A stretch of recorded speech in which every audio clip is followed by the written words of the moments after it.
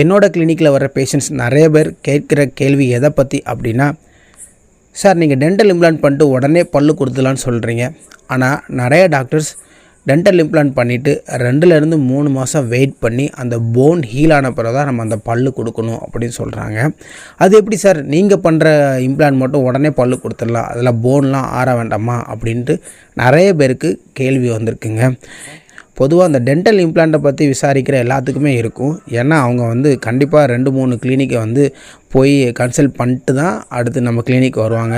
அதே மாதிரி நம்ம கிளினிக்கை கூட கன்சல்ட் பண்ணிட்டு வேறு இடத்துக்கு போக வாய்ப்பு இருக்குது. ஸோ இந்த டவுட் கண்டிப்பாக வர வாய்ப்பு இருக்குது.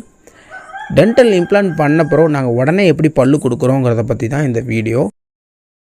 பொதுவாக காட் நம்மளோட எலும்பை எப்படி கிரியேட் பண்ணியிருக்காரு அப்படின்னா, outer cortical part and inner cancellous part அப்படிங்கிற 2 பார்ட் இருக்குங்க நம்மளோட போனில்.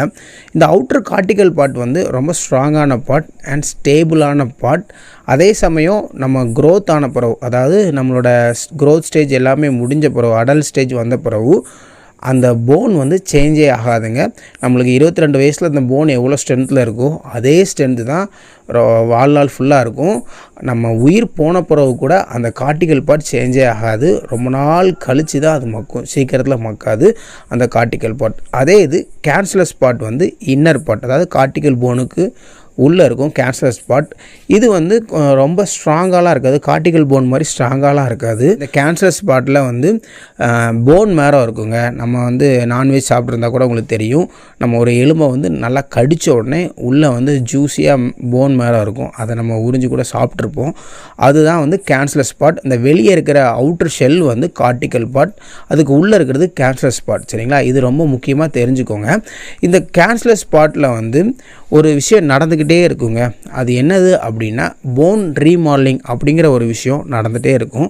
அப்படின்னா ஒன்றும் கிடையாது. போன் ரீமாடலிங்னா புது போன் செல்ஸ் உருவாகிட்டே இருக்கும். அதே சமயம் பழைய போன் செல்ஸ் கரைஞ்சிக்கிட்டே இருக்கும். சரிங்களா? இதை நாங்கள் என்ன சொல்லுவோம் அப்படின்னா, போன் டெபாசிஷன், போன் ரிசாப்ஷன் அப்படின்னு சொல்லுவோம். போன் டெபாசிஷன்னா புது போன் செல்ஸ் உருவாக்கிட்டே இருக்கும். போன் ரிசாப்ஷன்னா பழைய போன் செல்ஸ் அழிஞ்சிக்கிட்டே இருக்குங்க. இது இந்த கேன்சலஸ் பார்ட்டில் தான் நடந்துக்கிட்டே இருக்கும். கார்டிக்கல் பார்ட்டில் அவ்வளோ நடக்கவே நடக்காதுங்க. ஓகே, நம்ம மேட்ருக்கு வருவோம். அந்த காலத்தில் டென்டல் இம்ப்ளான்ட்டை எங்கே ப்ளேஸ் பண்ணுவாங்க அப்படின்னா, இந்த கேன்சலஸ் பார்ட்டில் தான் ப்ளேஸ் பண்ணுவாங்க. இந்த கேன்சலஸ் பார்ட்டில் ப்ளேஸ் பண்ணோடனே அதை சுற்றி போன் டெபாசிஷன் நடக்குங்க. ஏன்னா அதில் போன் ரீமாடலிங் நடந்துக்கிட்டே இருக்கும். அதனால் அந்த இம்ப்ளான்ட்டை சுற்றி போன் டெபாசிஷனுங்கிற விஷயம் ஒன்று நடக்குங்க.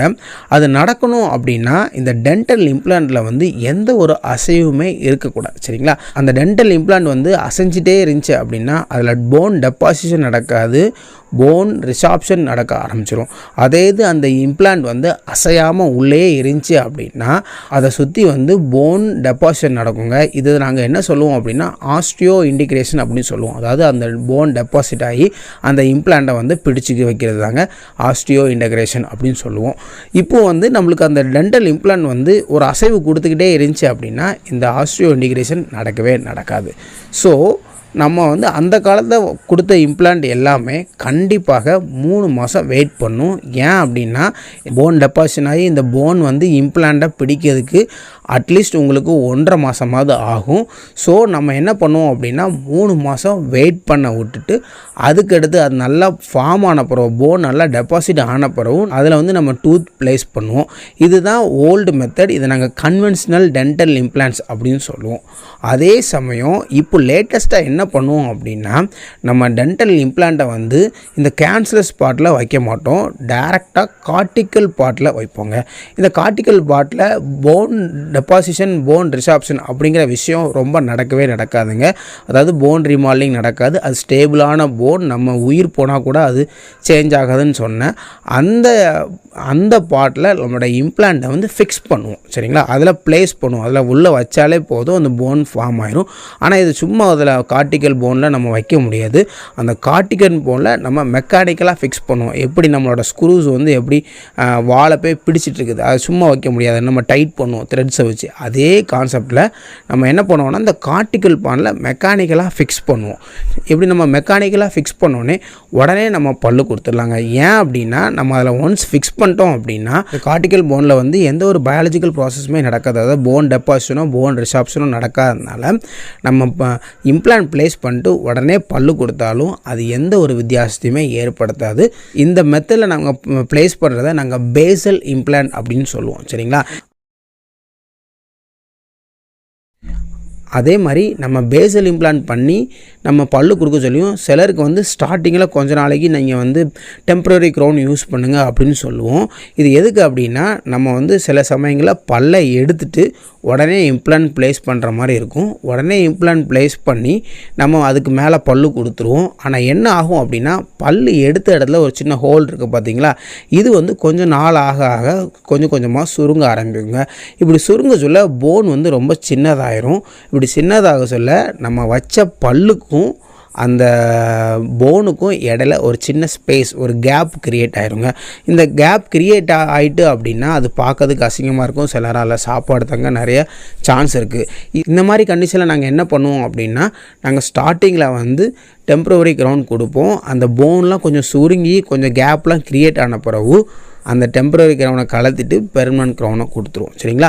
இந்த சமயத்துலையும் இந்த டெம்ப்ரவரி போட்டிருக்க சமயத்துலையும் நீங்கள் நல்லா கழித்து சாப்பிட்லாம், எந்த ஒரு பிரச்சனையுமே கிடையாது. ஆனால் அந்த கன்வென்ஷனல் இம்ப்ளான்ட்லேயும் சிலர் வந்து இமிடியேட்டாக பல்லு கொடுப்பாங்க.